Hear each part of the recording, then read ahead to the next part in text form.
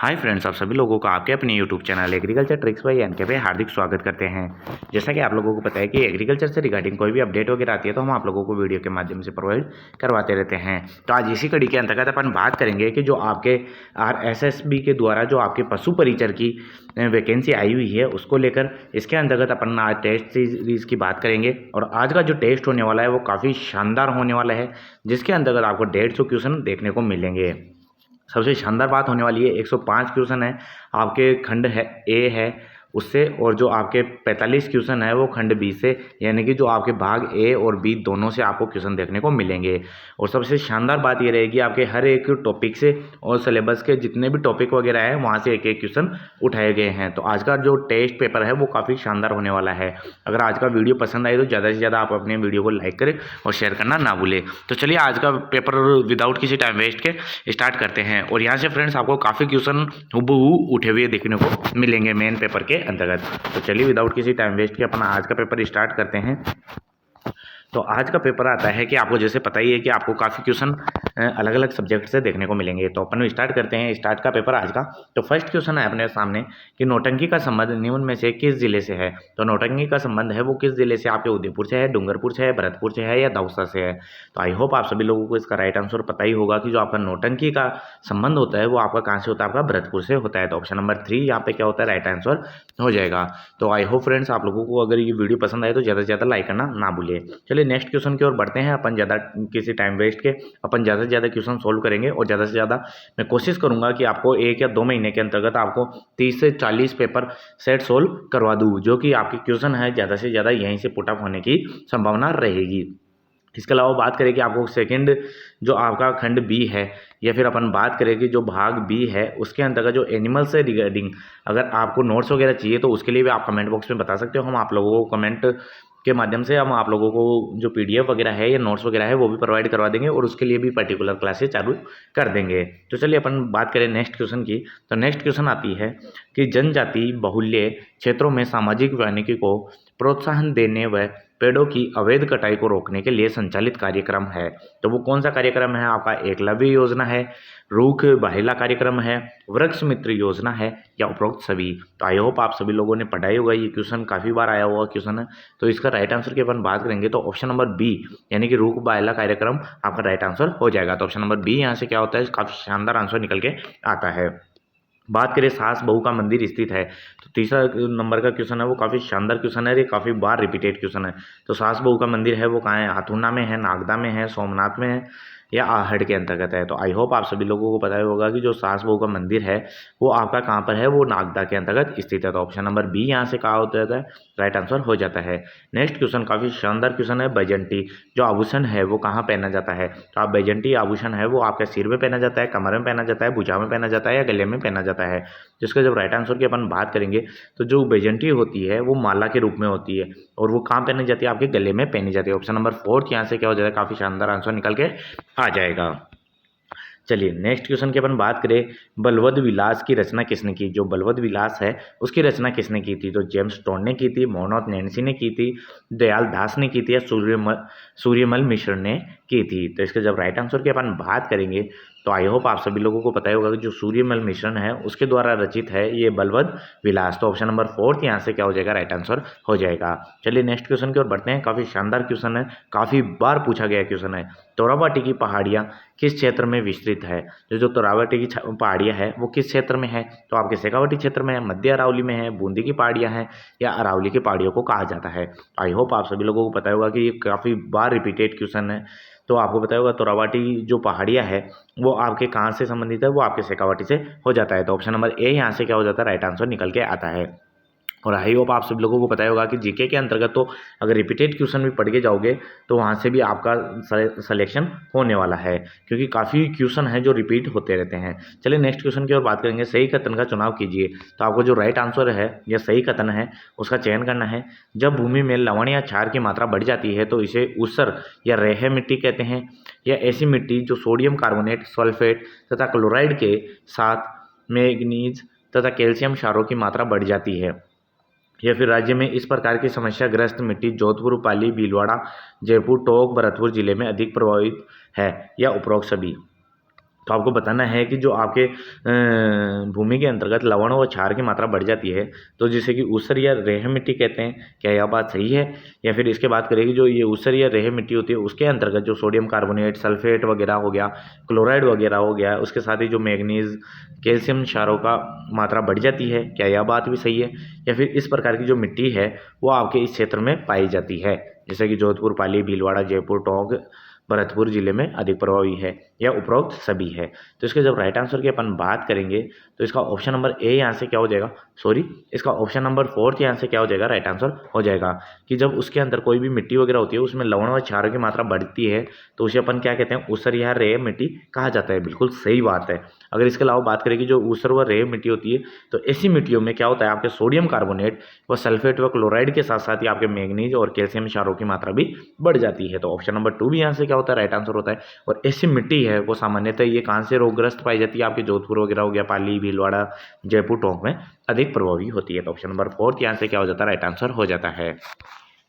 चलिए next question की ओर बात करते हैं। नेक्स्ट क्वेश्चन आता है, राजस्थानी रामायण का रचनाकार किसे माना जाता है? तो सहजोबाई को माना जाता है, समर्थन दास मनीषी को माना जाता है, समय सुंदर को माना जाता है, सीताराम सेकसरिया को माना जाता है। तो आई होप आप सभी लोगों को पता होगा इसका राइट आंसर की जब अपन बात करेंगे कि जो आपके राइट आंसर हो जाएगा, जो राजस्थानी रामायण है उसके रचनाकार माना जाता है वो समय सुंदर को माना जाता है। ऑप्शन नंबर 3 यहाँ से क्या हो जाता है, काफ़ी आंसर शानदार निकल के आता है। तो ऑप्शन नंबर 3 यहाँ से क्या हो जाता है, राइट आंसर हो जाता है। नेक्स्ट क्वेश्चन की अपन बात करें, राजस्थान का एकमात्र पहाड़ी स्थल जहाँ पर स्थित अभ्यारण्य है, तो कौन सा पहाड़ी स्थल है जहाँ पर एकमात्र जो अभ्यारण्य स्थित है? तो अपन बात करें, माउंट आबू अभ्यारण्य है, सरिस्का अभ्यारण्य है, कुंभलगढ़ अभ्यारण्य है, या सीता माता अभ्यारण्य है? तो आपको बताना है जो पहाड़ी स्थल पर है तो वहाँ पे अभ्यारण्य कौन सा स्थित है। तो अपन इसका राइट आंसर की जो अपन बात करेंगे तो वो कौन सा हो जाएगा, जो आपका माउंट आबू अभ्यारण्य है वो आपका पहाड़ी पर स्थित है। तो ऑप्शन नंबर ए यहाँ से क्या हो जाता है, राइट आंसर हो जाता है।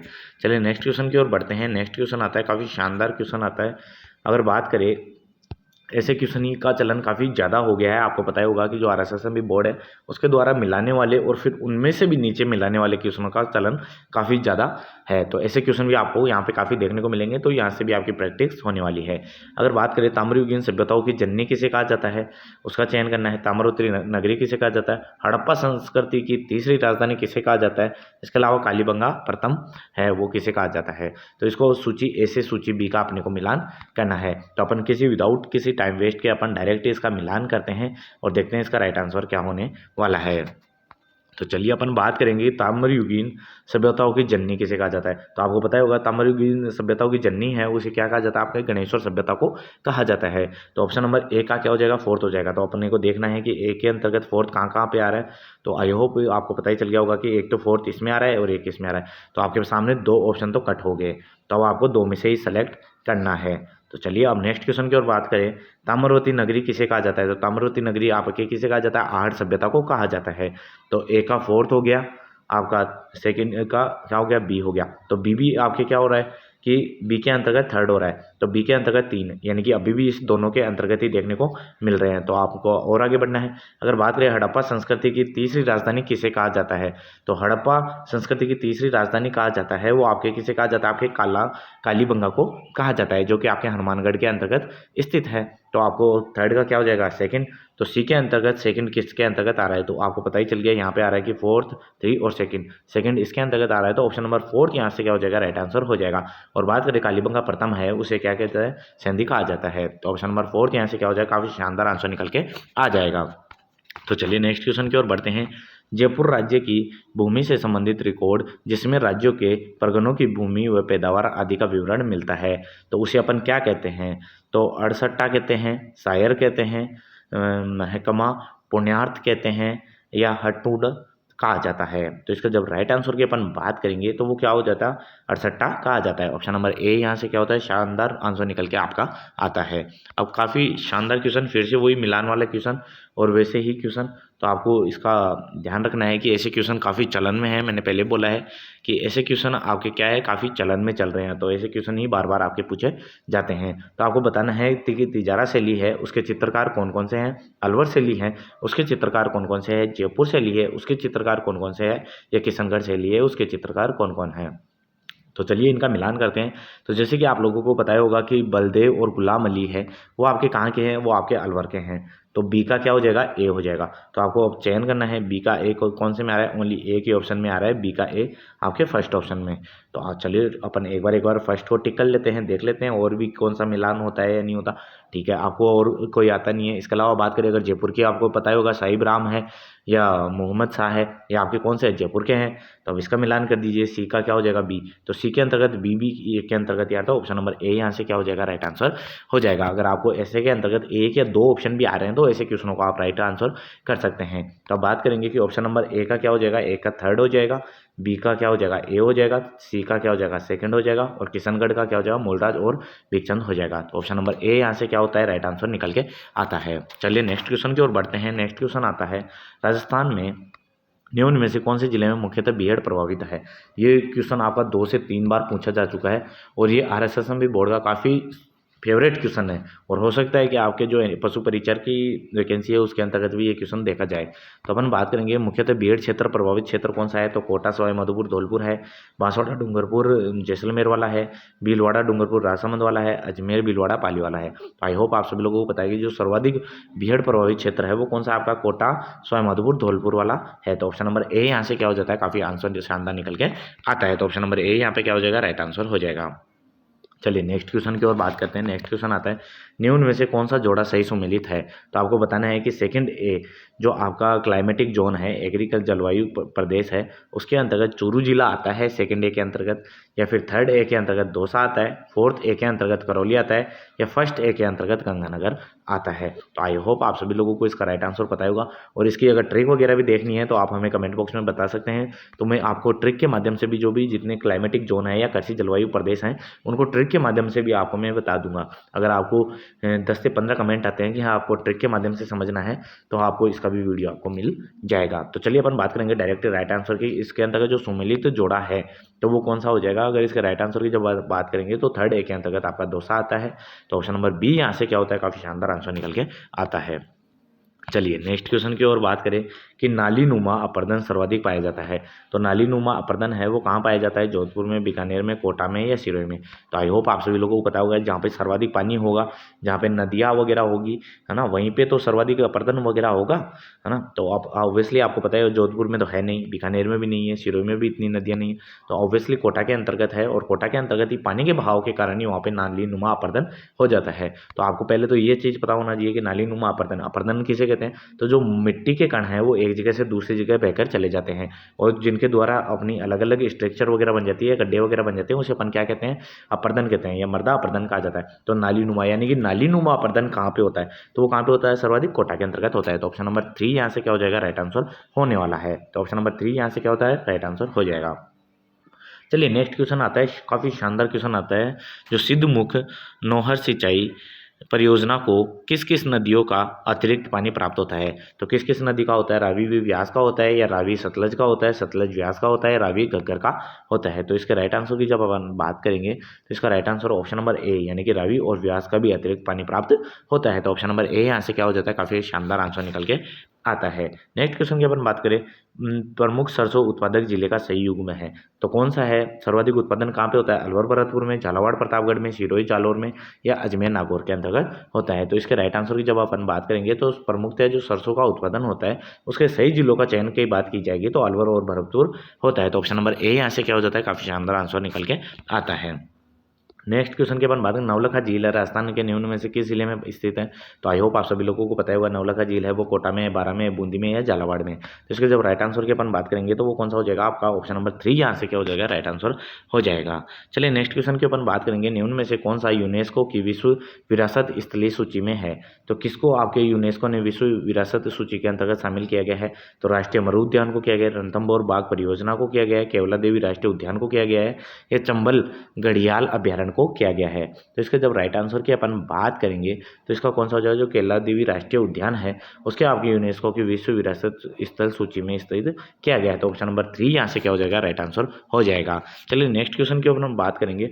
आपको पता होगा कि टाइम कम है और अधिक से अधिक अपने को क्वेश्चन करने हैं, तो अपन कोशिश करेंगे कि कम टाइम के अंतर्गत अधिक से अधिक क्वेश्चन करें, और अगर वीडियो पसंद आ रहा है तो ज़्यादा से ज़्यादा लाइक करना ना भूलें। चलिए नेक्स्ट क्वेश्चन की ओर बढ़ते हैं, और काफ़ी शानदार क्वेश्चन है, इसकी जब अपन बात करेंगे कि वही है कि आपकी एक तरफ ऊर्जा परियोजनाएं दी गई है और वो कहाँ कहाँ पर स्थित है, तो आपको इनका मिलान करना है। मैंने पहले बोला था कि आपको ये RSSMB बोर्ड का और जो आपके RPSC है इसका काफ़ी नया ही चलन चला है, ये आपके मिलान करने वाले क्वेश्चन देखने को काफ़ी मिलते हैं। तो अपन बात करेंगे कि इसके अंतर्गत कि जो आपका क्वेश्चन है तो 20वां क्वेश्चन है, इसको मिलाने की कोशिश करते हैं, इसको कूटो को आपको मिलाना है। तो चलिए बात करते हैं इसके राइट आंसर की। कि आपको बात करें जो बड़ला सोलर पार्क है तो वो कहाँ पर है, तो वो आपका क्या है, फलोदी जोधपुर में। तो मतलब कि ए का फोर्थ, तो ए के फोर्थ कहाँ कहाँ पर आ रहे हैं, तो आपके दो ऑप्शन आ रहे हैं सेकंड और थर्ड में, तो आपको दो ऑप्शन तो कट ही गए। तो चलिए सेकंड और थर्ड की बात करेंगे। तो अगर बात करें अवशिष्ट ऊर्जा परियोजना कहाँ पर है, तो इसकी जब बात की जाती है तो वो कहाँ है, आपके बालोतरा बाड़मेर के अंतर्गत है। अगर बात करें पवन ऊर्जा परियोजना ये कहाँ पर है, तो वो आपके देवगढ़ प्रतापगढ़ के अंतर्गत है। अगर बात करें सौर ऊर्जा परियोजना तो वो कहाँ पर है, वो आपकी खींवसर नागौर में है। तो अगर बात करें इसके अंतर्गत तो ए ऑप्शन के अंतर्गत फोर्थ आएगा, बी ऑप्शन में थर्ड आएगा, सी ऑप्शन में सेकंड आएगा और डी ऑप्शन में फर्स्ट आएगा। तो ऑप्शन नंबर बी यहाँ से क्या होता है, राइट आंसर निकल के आता है। तो चलिए आई होप आपको वीडियो पसंद आ रहा होगा। तो चलिए नेक्स्ट क्वेश्चन की ओर बढ़ते हैं विदाउट किसी टाइम वेस्ट के। अपन बात करें आपके सामने काफ़ी अच्छा और शानदार क्वेश्चन है कि सूची फर्स्ट को सूची सेकंड से आपको मिलान करना है। तो इसकी बात करेंगे कि अपने को बताना है कि किस पशु की कौन सी नस्ल है। अपन बात करें भेड़ की नस्ल और गोवंश की नस्ल, ऊँट की नस्ल या भैंस की नस्ल, तो अपन किसी विदाउट किसी टाइम वेस्ट के अपन डायरेक्ट ही मैं इसका मिलान कर देता हूँ और आपको देखते रहना है। अगर आपको आ रहा है तो आप भी मिलान कर सकते हो। अगर बात करें भेड़ की नस्ल तो भेड़ की, चलिए पहले अपन बात कर लेते हैं इधर नस्लों की। मुर्रा नस्ल, तो मुर्रा नस्ल किसकी है, आपकी भैंस की होती है। तो फोर्थ का ए का फोर्थ हो गया, चलो ठीक है। अगर बात करें नाचना नस्ल, नाचना नस्ल है वो किसकी, आपकी ऊँट की नस्ल होती है। अगर राठी की बात की जाएगी तो वो किसकी, आपकी गोवंश की यानी कि गाय की नस्ल है। भेड़ की नस्ल की बात की जाएगी, ये कहाँ की है, आपकी जो नाली नस्ल है ये किसकी है, भेड़ की है और ये कहाँ पाई जाती है, आपके हनुमानगढ़ क्षेत्र के अंतर्गत पाई जाती है। तो आई होप आपको ये मिलान सही समझ में आ गया होगा। इसका जब राइट आंसर के अगर जब आप मिलाओगे तो इसके अंतर्गत आपको कौन सा आंसर, ऑप्शन नंबर ए यहाँ पे देखने को मिलेगा। देखिए अपन ने भेड़ का मिलाया कौन सा, नाली, ए का फोर्थ हो गया। बी का अगर गोवंश की बात करेंगे राठी हो गई, ऊँट की नाचना हो गई, भैंस की मुर्रा हो गई। तो ऑप्शन नंबर ए यहाँ से क्या होता है, राइट आंसर निकल के आता है। चलिए नेक्स्ट क्वेश्चन की ओर बढ़ते हैं। मरु विकास बोर्ड की स्थापना किस वर्ष में हुई थी, 1967 में, 68 में, 69 में या 66 के अंतर्गत हुई थी। तो इसके राइट आंसर की जब बात की जाएगी तो 1966 के अंतर्गत जो मरु विकास बोर्ड की स्थापना है वो मानी जाती है। तो ऑप्शन नंबर फोर्थ यहाँ से क्या हो जाता है, राइट आंसर हो जाता है। नेक्स्ट क्वेश्चन की अपन बात करें किराडू का सोमेश्वर मंदिर और आभानेरी का हर्ष माता मंदिर निम्न में से कौन सी स्थापत्य शैली से बना हुआ है। तो गुप्त है, गुर्जर प्रतिहार है, मौर्य है या द्रविड़ है। तो आपको पता ही होगा ये क्वेश्चन भी काफ़ी बार पूछा गया क्वेश्चन है और काफ़ी रिपीटेड क्वेश्चन है। तो जो आपके किराडू का सोमेश्वर मंदिर है और आभानेरी का हर्ष माता मंदिर है ये आपका गुर्जर प्रतिहार शैली के अंतर्गत बना हुआ है। तो ऑप्शन नंबर बी यहाँ से क्या होता है, काफ़ी शानदार आंसर निकल के आता है। चलिए नेक्स्ट क्वेश्चन की अपन बात करेंगे। राजस्थान में निम्न में से पूर्व से पश्चिम की ओर सही क्रम व्यवस्थित करना है। तो जैसे कि आपको पता ही राजस्थान का है, इधर पूर्व है और इधर पश्चिम, तो अपन इसको व्यवस्थित करना है पूर्व से पश्चिम की ओर। तो अपन बात करेंगे बूंदी, बूंदी कहाँ से आता है, यहाँ पे आता है ऑलमोस्ट, है ना। मैं कलर चेंज कर देता हूँ ताकि आपको देखने में आइडिया सही लगे। तो अपन बात करें कि बूंदी है, बूंदी ऑलमोस्ट यहाँ से आता है। इसके अलावा बात करें अजमेर, अजमेर थोड़ा बीच में सेंटर में आता है। पाली है, पाली थोड़ा नीचे इधर सेंटर साइड में आता है। बाड़मेर की बात की जाए तो ये आपके लास्ट में एंड में आता है। तो आपका ऑप्शन नंबर ए ही सही हो जाएगा, क्योंकि आपका पहले पूर्व की तरफ कौन सा आ रहा है, बूंदी आता है, फिर अजमेर आ रहा है, फिर बाड़मेर आ रहा है, फिर आपका क्या आ रहा है, आपका बाड़मेर आ रहा है लास्ट में। तो ऑप्शन नंबर ए यहाँ से क्या हो जाएगा, राइट आंसर हो जाएगा। तो आई होप आप सभी लोगों को पता ही होगा, जो आपने मैप ऐप अगर कभी फील भी किया है तो आपको पता होगा। तो ऑप्शन नंबर ए यहाँ से क्या हो जाता है, राइट आंसर हो जाता है। चलिए नेक्स्ट क्वेश्चन की ओर बढ़ते हैं। नेक्स्ट क्वेश्चन आता है, आपको सही उत्तर का चयन करना है। मतलब कि आपको जो पशु मेले दिए गए हैं इधर और इधर स्थान कि कौन सा पशु मेला कहाँ पर बढ़ता है, तो उसके राइट आंसर का आपको चयन करना है। तो अपन बात करेंगे कि इस क्वेश्चन की, तो इसके अंतर्गत जो आपका क्वेश्चन है तो श्री बलदेव पशु मेला है वो आपका कहाँ पे लगता है, चंद्रभागा पशु मेला है वो कहाँ लगता है, रामदेव पशु मेला है वो कहाँ पे लगता है और वीर तेजाजी पशु मेला है वो कहाँ पर लगता है। तो आई होप आप सभी लोगों को पता ही होगा इसका राइट आंसर की जब अपन बात करेंगे तो, लेकिन मैं बता देता हूँ एक बार कि जो आपका श्री बलदेव पशु मेला है वो आपका मेड़ता सिद्धि नागौर में लगता है। तो ऑब्वियसली आपका ऑप्शन नंबर ए का क्या हो जाएगा, आपका ए सही हो जाएगा। ये कहाँ कहाँ देखने को मिल रहा है, तो आपके सेकंड में नहीं देखने को मिल रहा और फोर्थ में नहीं मिल रहा, मतलब कि फर्स्ट और थर्ड में से आपको देखना है। चलिए नेक्स्ट क्वेश्चन के बारे में बात करें। चंद्रभागा पशु मेला है वो कहाँ पे लगता है, आपका झालरापाटन झालावाड़ में लगता है। तो बी का क्या हो जाएगा, थर्ड हो जाएगा। ठीक है, थर्ड कहाँ पे है आपका, ऑप्शन नंबर सेकंड, आपके ऑप्शन नंबर ए में भी आ रहा है और ऑप्शन नंबर थर्ड में भी आ रहा है। तो चलिए अब सी की ओर चलते हैं। सी क्या है, रामदेव पशु मेला। तो रामदेव पशु मेला कहाँ है, आपका नागौर के अंतर्गत लगता है। तो फोर्थ, सी का फोर्थ कहाँ पे आ रहा है आपका, ओनली ऑप्शन नंबर ए के अंतर्गत आ रहा है। तो जो आपका रामदेव पशु मेला है वो नागौर में लगता है और वीर तेजाजी पशु मेला है वो आपका पर्वतसर नागौर में लगता है। तो आई होप आप सभी लोगों को समझ में आया होगा। तो अपन ने मिलान किया तो ऑप्शन नंबर ए यहाँ से क्या होता है, राइट आंसर निकल के आता है। तो एक बार मैं फिर से बता देता हूँ, जो श्री बलदेव पशु मेला है वो आपका मेड़ता सिटी नागौर में लगता है। चंद्रभागा पशु मेला है ये झालरापाटन झालावाड़ में लगता है। रामदेव पशु मेला है वो आपका लगता है नागौर के अंतर्गत। अगर बात करें वीर तेजाजी पशु मेला लगता है वो आपके पर्वतसर नागौर में लगता है। तो ऑप्शन नंबर ए यहाँ से क्या हो जाता है, काफ़ी आंसर शानदार निकल के आता है।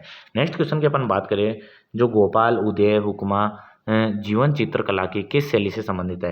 तो ये जीवन चित्रकला शैली है ये किससे संबंधित है, आपके आमेर और जयपुर से संबंधित हो जाती है। तो ऑप्शन नंबर ए यहाँ से क्या होता है, शानदार आंसर निकल के आता है। नेक्स्ट क्वेश्चन की अपन बात करेंगे, राजस्थान का प्रसिद्ध बेणेश्वर मेला किस माह में पड़ता है। तो ये काफ़ी रिपीटेड क्वेश्चन है और काफ़ी इंपॉर्टेंट क्वेश्चन है। आप सभी लोगों को पता ही होगा कि जो राजस्थान का प्रसिद्ध बेणेश्वर मेला मंदिर है वो किस माह में पड़ता है। तो पौष में, आषाढ़ में, फाल्गुन में या माघ के अंतर्गत बढ़ता है। तो इसके जब राइट आंसर की अपन बात करेंगे तो वो कौन सा हो जाएगा, आपका माघ का मेला हो जाएगा। तो ऑप्शन नंबर फोर्थ यहाँ से क्या होता है, राइट आंसर निकल के आता है। चलिए नेक्स्ट क्वेश्चन की ओर बढ़ते हैं। अगर वीडियो पसंद आ रहा है तो फ्रेंड्स ज़्यादा से ज़्यादा लाइक करें और शेयर करना ना भूलें। चलिए नेक्स्ट क्वेश्चन आता है, काफ़ी शानदार क्वेश्चन आता है। दक्षिणी राजस्थान की भील जनजाति का निम्न में से कौन सा नृत्य नाट्य रूप में किया जाता है। तो कौन सा नृत्य है जो नाटक के रूप में या नाट्य रूप में किया जाता है। तो गेर किया जाता है, घूमर किया जाता है, गौरी किया जाता है, गरबा किया जाता है। तो अगर आप उदयपुर वगैरह संभाग में रहे होंगे तो आपको पता ही भी होगा कि यह आपके नाटक के रूप में किया जाता है, वो आपके गौरी होता है। तो ऑप्शन नंबर सी यहाँ से क्या होता है, काफ़ी शानदार आंसर निकल के आता है। चलिए नेक्स्ट क्वेश्चन की अपन बात करें। बरखान बरखान है स्थलाकृति निम्न में से किस भौतिक विभाग से संबंधित है। तो जो बरखान स्थलाकृति होती है वो किससे संबंधित है, आपकी पर्वतीय क्षेत्र से, पठारी क्षेत्र से, मैदानी क्षेत्र से या मरुस्थलीय प्रदेश से संबंधित है। तो आपको पता होगा कि जो बरखान है वो आपके मरुस्थलीय प्रदेश से संबंधित है, क्योंकि यह क्या है कि आपके बालू का स्तूपों का एक प्रकार पाया जाता है बरखान। तो ऑप्शन नंबर फोर्थ यहाँ से क्या होता है, काफ़ी शानदार आंसर निकल के आता है। चलिए नेक्स्ट क्वेश्चन की ओर अपन बात करेंगे। नेक्स्ट क्वेश्चन आता है आपके पास में, राजस्थान मानव अधिकार आयोग अस्तित्व में आया।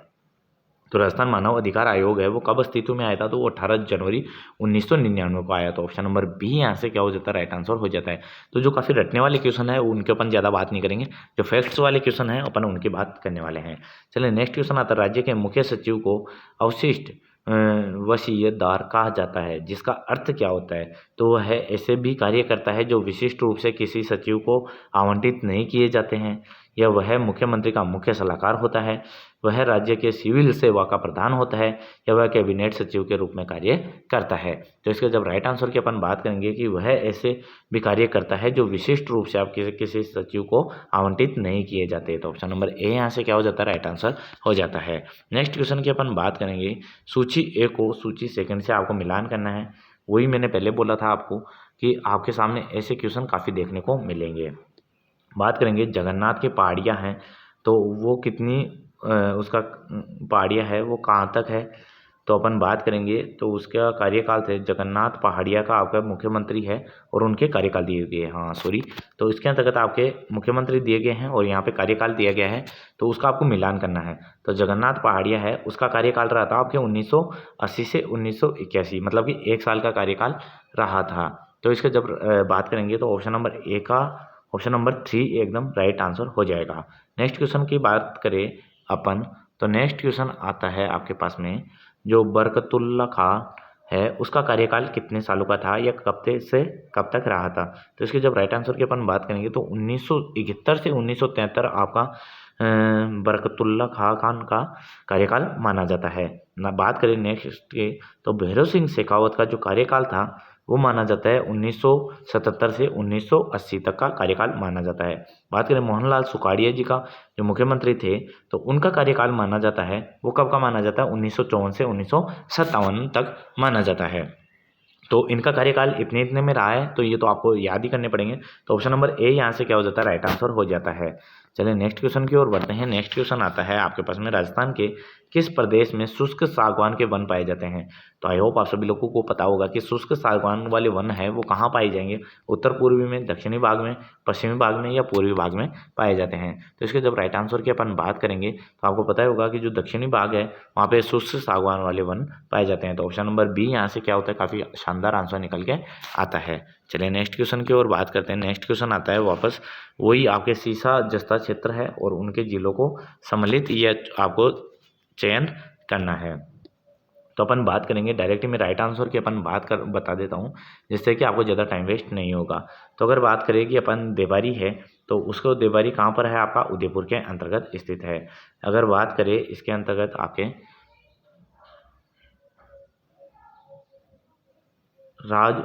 राजपुरा देवारी है, वो आपका कहाँ आता है, राजसमंद के अंतर्गत आता है।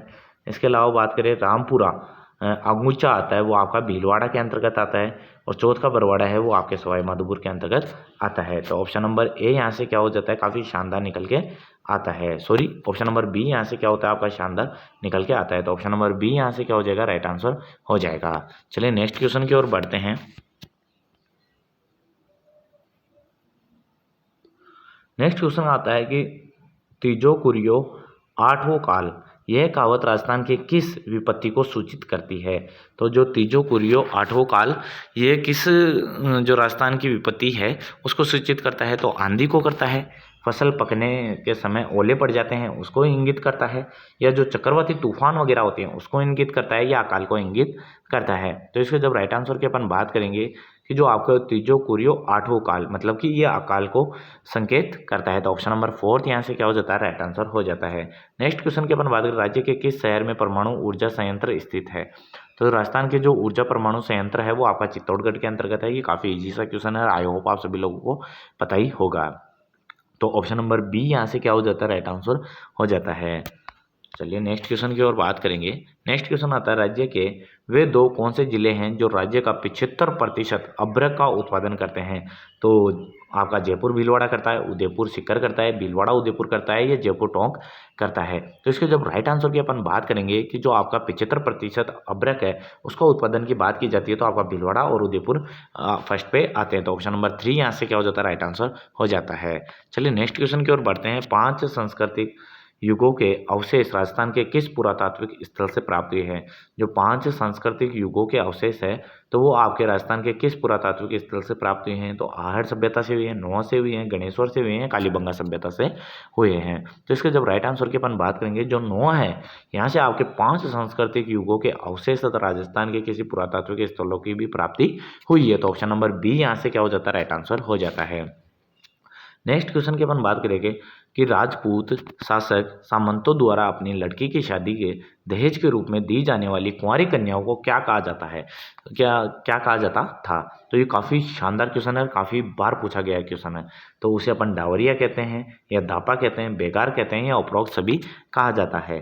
तो इसके जब राइट आंसर की अपन बात करेंगे तो उसे अपन डावरिया या डाबरिया कहा जाता है। तो ऑप्शन नंबर ए यहाँ से क्या हो जाता है, राइट आंसर हो जाता है। चलिए नेक्स्ट क्वेश्चन की अपन बात करेंगे। शिल्प शास्त्री मंडन का रचित ग्रंथ रूप मंडन का संबंध किस विषय से है। तो ये काफ़ी इंपॉर्टेंट क्वेश्चन है और काफ़ी बार पूछा गया क्वेश्चन है। तो अपन बात करेंगे कि जो आपका जो शिल्पकार शास्त्री जो मंडन था उसके द्वारा जो रचित ग्रंथ था रूप मंडन, तो वो किससे संबंधित था, राजप्रसाद से था, मूर्तिकला से था, वास्तुकला से था, या चित्रकला से था। इसके जब अपन राइट आंसर की अपन बात करेंगे तो ये मूर्तिकला से संबंधित हो जाता है। तो ऑप्शन नंबर बी यहाँ से क्या होता है, काफ़ी शानदार आंसर निकल के आता है।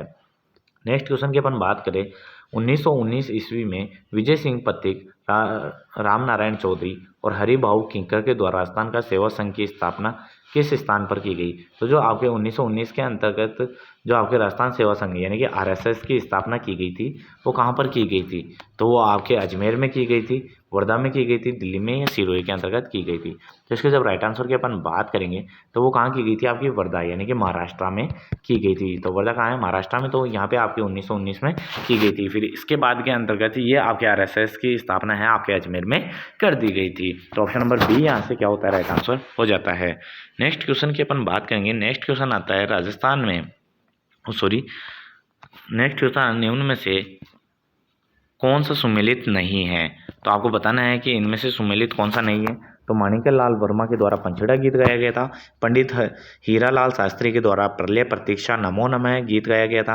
या केसर सिंह बारट के द्वारा चेतावनीरा चौंटिया लिखा गया था। या जय नारायण व्यास के द्वारा दैनिक नवज्योति लिखा गया था। तो इसका सुमेलित नहीं है, इसका चयन करना है। तो इसके जब राइट आंसर की अपन बात करेंगे तो वो कौन सा है, जय नारायण व्यास वाला आपका सुमेलित नहीं है। बाकी केसर सिंह बारट के द्वारा चेतावनीरा चौंटिया लिखा गया है। अगर बात करें कि हीरालाल शास्त्री के द्वारा प्रलय प्रतीक्षा नमो नमः गीत लिखा गया है और माणिक्यलाल वर्मा के द्वारा पंचेड़ा गीत लिखा गया है। तो अपन ऑप्शन नंबर 4 यहाँ से क्या हो जाएगा, राइट आंसर हो जाएगा। चलिए नेक्स्ट क्वेश्चन की ओर बढ़ते हैं। नेक्स्ट क्वेश्चन काफ़ी शानदार क्वेश्चन है। मारवाड़ी भाषा का विशुद्ध रूप कहाँ दृष्टिगत होता है, यानी कि जो आपका मारवाड़ी भाषा है उसका विशुद्ध रूप से कहाँ पे देखने को मिलती है। तो उदयपुर व सीमावर्ती क्षेत्रों में देखने को मिलती है, जोधपुर व उसके सीमावर्ती क्षेत्रों में मिलती है, बीकानेर व उसके आसपास के क्षेत्रों में मिलती है, या सिरोही व उसके सीमावर्ती क्षेत्रों के अंतर्गत मिलती है। तो इसके राइट आंसर की जब अपन बात करेंगे कि जो आपके मारवाड़ी भाषा का विशुद्ध रूप से दृष्टिगत पाया जाता है वो कहाँ पे, आपके जोधपुर और जोधपुर के आसपास जो सीमावर्ती क्षेत्र है वहाँ पे इसका रूप देखने को मिलता है। तो ऑप्शन नंबर बी यहाँ से क्या हो जाता है, राइट आंसर हो जाता है। नेक्स्ट क्वेश्चन की अपन बात करेंगे। पीथल द्वारा डिंगल भाषा में लिखे गए ग्रंथ है। तो गंगलहरी है, वेली किशन रुक्मनेरी है, हरिरास है, या वह 1 व 2 दोनों है। तो इसके जब राइट आंसर की अपन बात करेंगे तो वो कौन सा हो जाएगा, 1 व 2, यानी कि जो पीतल के द्वारा है गंगलहरी भी लिखा गया है और वेली किशन रुक्मनेरी भी लिखा गया है। तो ऑप्शन नंबर 4 यहाँ से क्या हो जाता है, राइट आंसर हो जाता है। चलिए नेक्स्ट क्वेश्चन की ओर बढ़ते हैं। नेक्स्ट क्वेश्चन काफ़ी शानदार क्वेश्चन है। अक्टूबर 1857 ईस्वी के प्रारंभ में ग्वालियर और इंदौर के क्रांतिकारियों की संयुक्त सेना प्रवेश हुई। तो वहाँ धौलपुर की हुई थी, कोटा की हुई थी, एरिनपुरा हुई थी, नीमच में हुई थी। तो इसके जब राइट आंसर की अपन बात करेंगे तो वो कौन सी थी, आपकी धौलपुर हो जाएगा। तो ऑप्शन नंबर ए यहाँ से क्या होता है, काफ़ी शानदार आंसर निकल के आता है। चलिए नेक्स्ट क्वेश्चन आता है। आयो अंग्रेज मुकल रे ऊपर पंक्ति का रचयिता कौन है।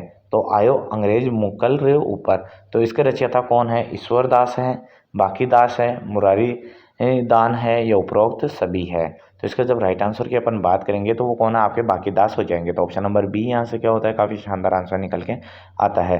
नेक्स्ट क्वेश्चन की अपन बात करें। डूंगरजी शेखावटी ब्रिगेड के किस पद पर थे। तो जो आपके डूंगरजी हैं तो शेखावटी की ब्रिगेड के किस पद पे थे, आपके हवलदार थे, सूबेदार थे, रिसालेदार थे, या उपरोक्त में से कोई नहीं। तो इसके जब राइट आंसर की अपन बात करेंगे तो वो कौन से हो जाएंगे, रिसालेदार थे। तो ऑप्शन नंबर सी यहाँ से क्या हो जाता है, राइट आंसर हो जाता है। नेक्स्ट क्वेश्चन की अपन बात करें। राजस्थान का पहला व्यक्ति 1857 की क्रांति के दौरान सर्वप्रथम फांसी की सजा हुई। तो राजस्थान का पहला व्यक्ति 1857 की क्रांति के दौरान सर्वप्रथम जो फांसी की सजा हुई थी वो किसे हुई थी, आपके मोतीलाल तेजावत को हुई थी, अमरचंद बठियाना को हुई थी, जमनालाल बजाज को हुई थी, या लड्डू जी निठारवाल को हुई थी। तो इसका जब राइट आंसर की अपन बात करेंगे तो वो कौन सा, अमरचंद बठियाना का हुआ था। तो ऑप्शन नंबर बी यहाँ से क्या हो जाता है, राइट आंसर हो जाता है। चलिए नेक्स्ट क्वेश्चन की अपन बात करें। जैन शिक्षा प्रचारक समिति की स्थापना कब हुई। तो जैन शिक्षा प्रचारक समिति की स्थापना है वो आपके 1905 में अजमेर में हुई, 1904 में जयपुर में हुई, 1905 में आपकी जयपुर में हुई, या 1906 में अजमेर में हुई। तो इसके जब राइट आंसर की अपन बात करेंगे तो वो कहाँ पे हुई थी, आपके 1905 में जयपुर में स्थित हुई थी, या इसकी स्थापना हुई थी। नेक्स्ट ऑप्शन बात करें क्वेश्चन नंबर आपके ऑप्शन नंबर 3 यहाँ से क्या हो जाता है, राइट आंसर हो जाता है। नेक्स्ट क्वेश्चन की अपन बात करें। दैनिक नवज्योति के संपादक कौन रहे। तो दैनिक नवज्योति के संपादक है वो विजय सिंह पथिक थे, दुर्गा प्रसाद चौधरी थे, केसर सिंह थे, जमनालाल बजाज थे। तो इसके जब राइट आंसर की अपन बात करेंगे तो इसके राइट आंसर कौन हो जाएंगे, आपके दुर्गा प्रसाद चौधरी हो जाएंगे। तो आई होप फ्रेंड्स आपको वीडियो पसंद आ रहा होगा। अगर वीडियो पसंद आए तो ज़्यादा से ज़्यादा लाइक करें।